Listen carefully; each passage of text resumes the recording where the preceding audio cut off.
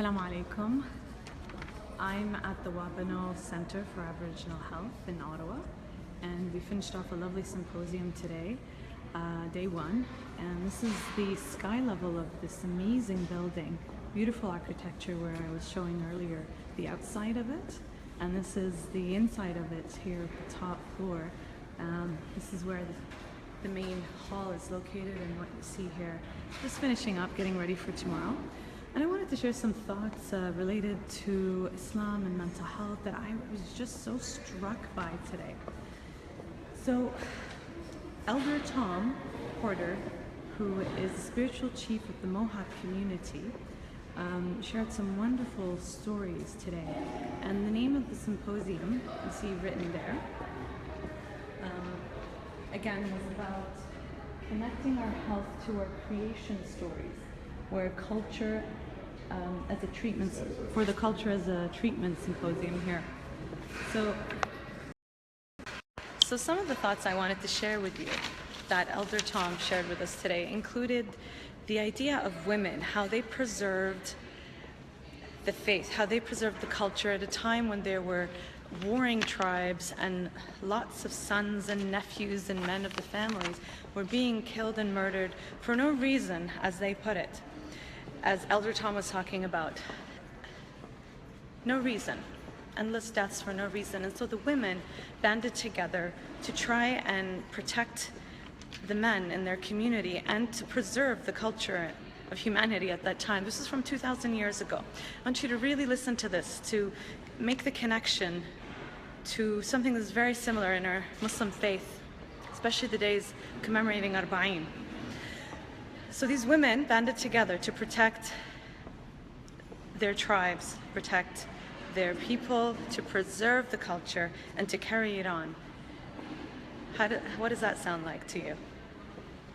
Doesn't that sound like the story of Karbala, the women of Karbala, Sayyida Zainab, where she was left after the Battle of Karbala to protect and preserve the faith itself, and it was through that preservation and through her voice and through her words in the palace of Yazid where she was able to do that. Now you know the history, and I'm just giving a little brief detail here in terms of making the two connections between the Mohawk stories of creation from 2,000 years ago and the Islamic Arba'in or Karbala'i Husseini historical perspective of preserving the faith through women. Just like the lecture that we were listening to last week with Sayyid Ali Abbas Razawi, who came in from the UK, where he talked about knowledge from cradle to the grave, but it was through the preservation and the women of Karbala that protected that. So that was one fascinating connection that I made today. The other one had to do with the singing for the dead by the Mohawk women in a longhouse. So if we look at tradition here when it comes to the mourning of our dead and creating the majalis, where it is a safe space for mourning the ones that we have lost, but especially the imams, and especially what they stood for, and also to remember and honor and keep that alive, to keep their memory and their story and what they stood for alive. And again, so you see that we do the same thing within our culture as well, the singing for the dead in the longhouse. And so our singing is through the voices of our mullahs, right? That do the beautiful latmiyat, or the beautiful poetry that is read in the form of hymns and almost song-like with different rhythms, and where people gather together to honor and listen to these stories and feel, basically, and to keep that story alive and to keep the fire burning. And so there's a lot of connection and analogies with fires burning, to keeping history alive, to keeping tradition alive, to keeping rituals and spiritual, religious, cultural traditions alive.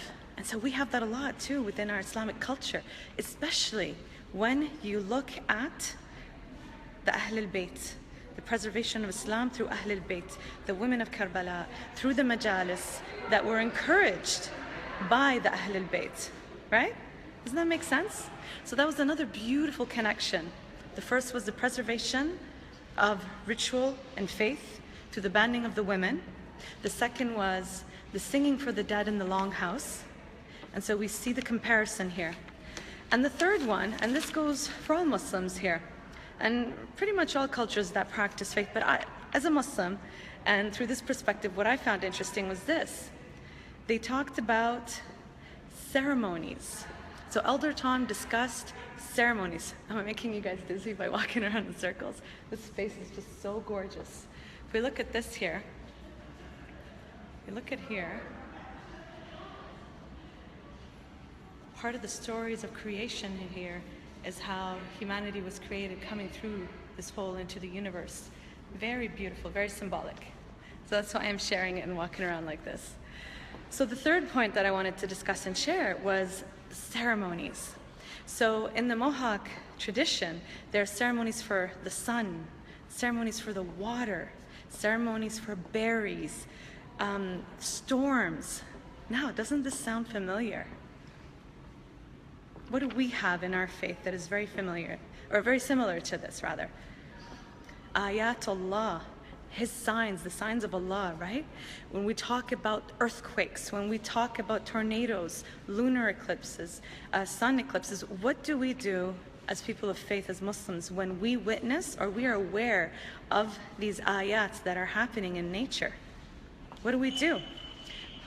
We have our own ceremonies, we have our own rituals, we have our own prayers or du'as or supplications where we are praising Allah for His signs on earth.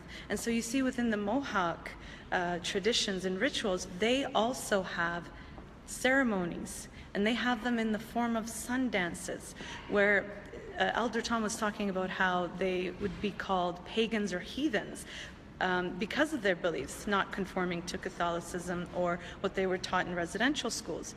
When in fact, this is something for all humanity.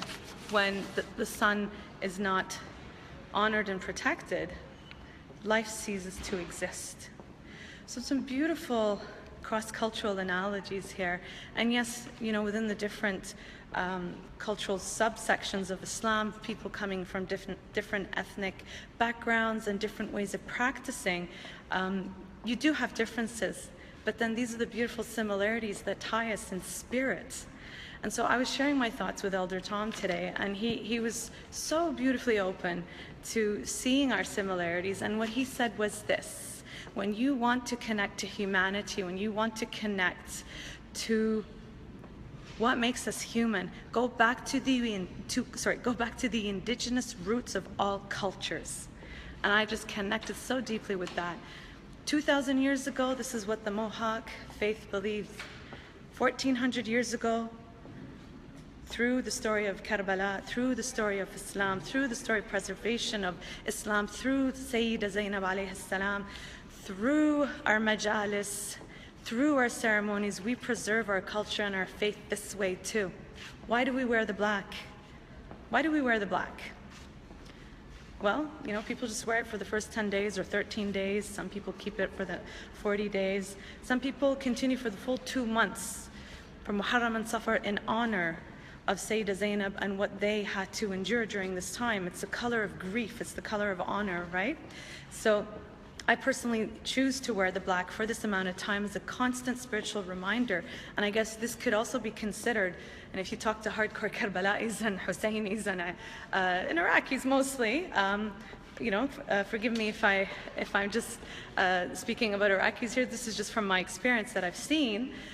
They tend to preserve this part of the culture as honoring what this time means during the Arba'iniyya, and a little bit after, where we also honor the passing of Imam Rida alayhi salam, Sayyida Sukaina alayhi salam, Sayyida Ruqayya alayhi salam, and the Prophet's passing as well, and Imam Zain al-Abidin alayhi salam, during these 2 months.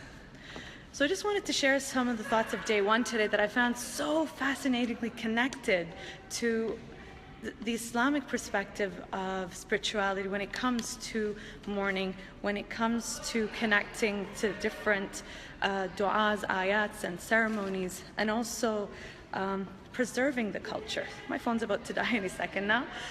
So inshallah, I'll be back here tomorrow learning more about healing practices from the indigenous faiths. And of course, I'll probably give you some more perspective from our cultural and Islamic background connected to this. So please do enjoy this gorgeous view here. Have a wonderful evening, and we'll see you tomorrow. Assalamu alaikum.